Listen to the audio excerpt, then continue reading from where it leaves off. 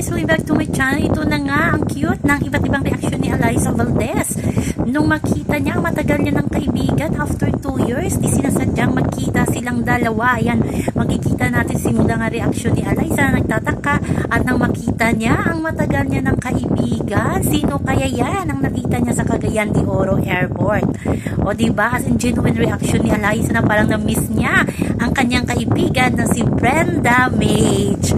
O diba, as in makikita mo talaga sa mga mata ni Eliza ang excitement na makita si Mama Brens.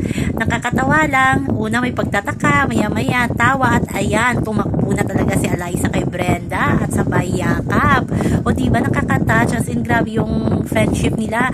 After 2 years pa lang sila nagkita na naman ng personal. So yan lang po guys ang ating update sa ngayon. Hanggang sa muli, bye-bye. Always remember, wag po tayong maka-stress. Please like, share, subscribe my channel para ma-update kayo sa mga